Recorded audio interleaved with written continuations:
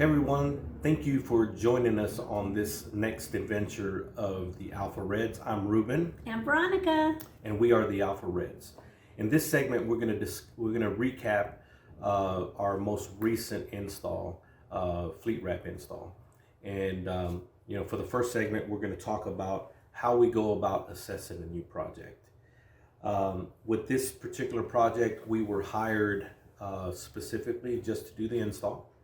And this is something that happens a couple times a year. We have a handful of companies that give us a call and hire us just to do the install. And so I'm proud this time around. This is I guess one of our first times where you were full time to work from start to finish on the install, right? Yes, that's true. Yeah, and so I'm very proud. My wife, she handled it from the email that came to me. I forwarded it to my wife, and then forwarded it to you, and then we were going back and forth, and you were talking to the company and setting up the schedules and doing all that. I mean, she really did a great job. Mm-hmm. So I want to give you some kudos for that before we get into it, right? And so over the years we've had companies from out of state mainly.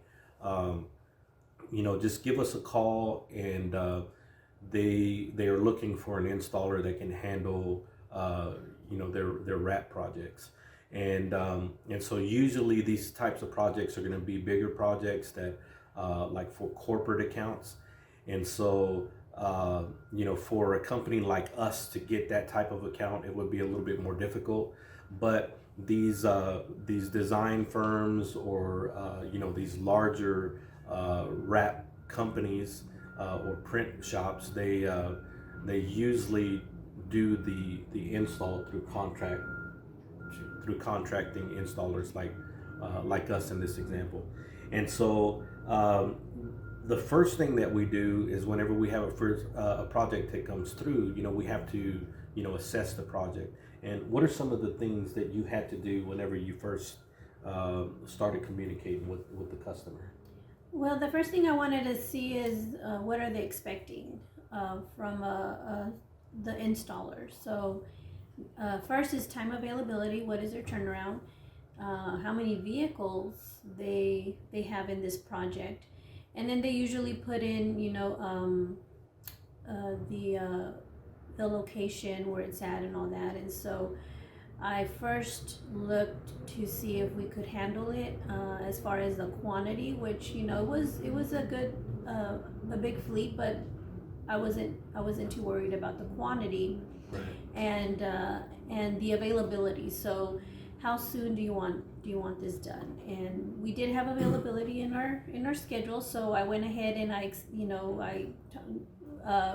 talked it over with you, and we agreed. And so from that point I confirmed the project, and we accepted the project. And so we committed to follow through with it. So the first step, we qualify the project. We want to make sure that it's a good fit on both ends, right? We want to make sure that we have the experience to be able to not just follow through and show up, but do a good job, because even though we're out there representing another company in this situation, we are still representing ourselves. Mm-hmm.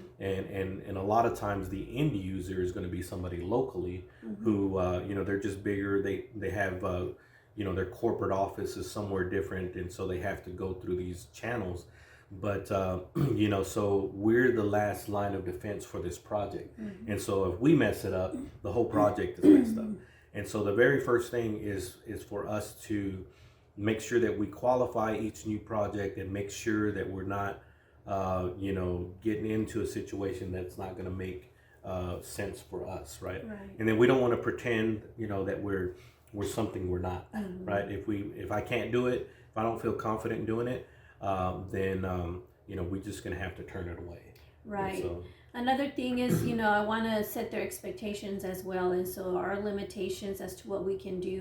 We are a 2-person business, but that comes in with, you know, how many vehicles we were going to do and where we're going to do it, and so all that worked out well for this project. She also, this person also gave us a little snapshot of what the graphics were going to look like. So also I need to look at that, because it's either how much time is it going to take. So I saw the graphics. She gave us the design template, and I was like, you know, we talked about it and we felt it was a good fit for us. Yeah, and so whenever we look at that, we're like, okay, so we kind of estimate, you know, install time. And so we figure how many we can do per day, break it down per hour, so that way we can make sure that we bill the customer appropriately for our time. And of course that's some going back and forth too, you know, because it's like the companies have a set budget that they can only pay, and or, you know, just not that they can only pay, but it's a budget that they've established for this particular project, and we have to determine whether or not that fits, you know, our recommendations or our qualifications, right? Yes. Or requirements is the word. I couldn't think of the word. Our requirements, right? And so those are some things. And then so coordinating the schedule, you mentioned that you know, we are a two-man operation, and so that means that we can't have anything else scheduled during the time of these installs. You know, so we can't be double booked, and so we have to look at the other projects that we have, you know, already on the books, already on the calendar, Right. and determine where we can fit, you know, what we can, you know, if we have new calls that are coming in, as they were, right, new calls that are coming in, we want to make sure that we're, you know, setting the expectations on our customers, right, and not getting too far behind. And so this is just with the project assessment. We have to look at all of that and make sure that we not only follow through with this customer that we're doing the install for, but we also want to make sure that we're you know, fulfilling the orders that we were in the middle of on time, and then setting proper expectations for customers that are calling during the install. Right. And so there's a lot of moving parts to every project like this that we're not handling from start to finish. But what are some other things that you so when it comes to project assessment, with this one in particular, it's your first one, you got one under your belt. What are some things that worked well being your first time? Well, it's just the communication with via email, which I didn't have to.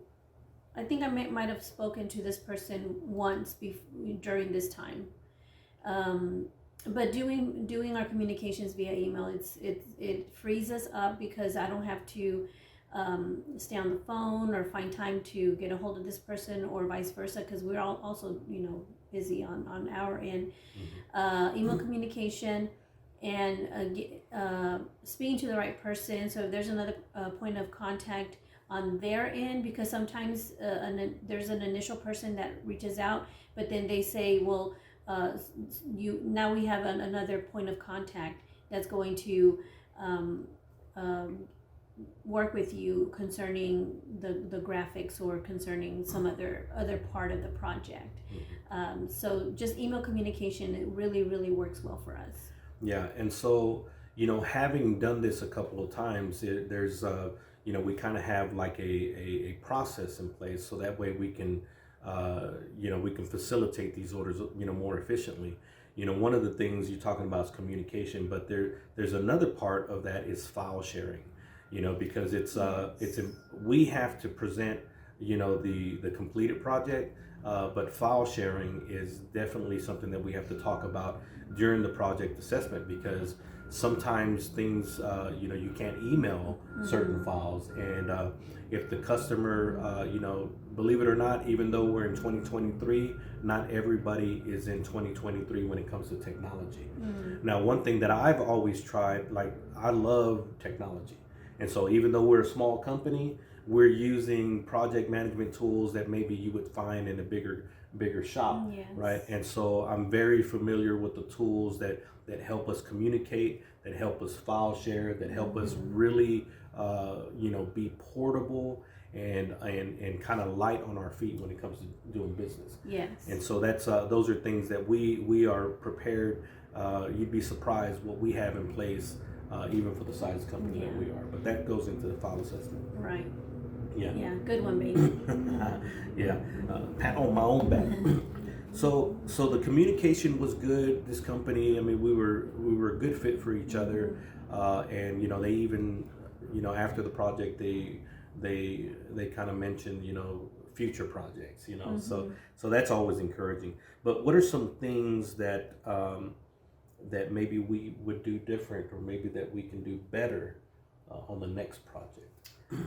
With the project assessment, well, now that we have one under our belt, Of this size, of right? this size, Those are 18 vehicles. 18 vehicles, and then the graphics on this on each vehicle. When I saw it, it didn't seem that complicated, or I calculated the hours that it would take us.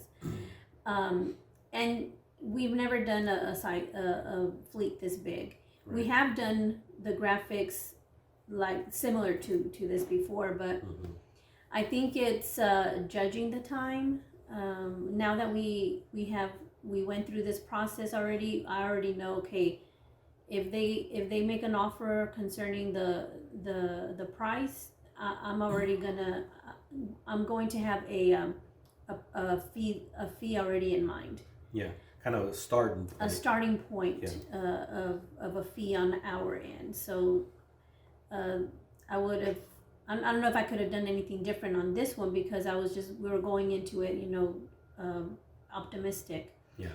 I think that's probably the only thing that I would have done better, because everything else really, to assess the project, everything else was really cut and dry, like, Yeah, it was smooth. It was kind of like yes or no, simple, if we were able to do it or not. Yeah. Yeah, and so the fact that they were, I'm not going to say they were on a tight deadline, but they needed to get this thing done. Yeah. And so that kind of played in our favor too, to kind of like dictate, this is when, we can do it, this is when we're open. And so that kind of played into our hands. But, right. One of the things that I would do different that was, it's kind of tied to what you're saying is, I have a tendency to be like overly optimistic for every project. Mm-hmm. And so I'll look at something with, through the light, what do you call it? The silver lining. Mm-hmm. And so it's like this under best case scenarios. Well, after 13 years of being in business, I can think of, I don't even know if I can think of, like off the top of my head, a project that worked out perfectly from start to finish. Mm-hmm. There's always something that goes wrong. And so what I would do better for the next time is take into consideration some of the things that went wrong the last time and how you're going to adjust and adapt in real time.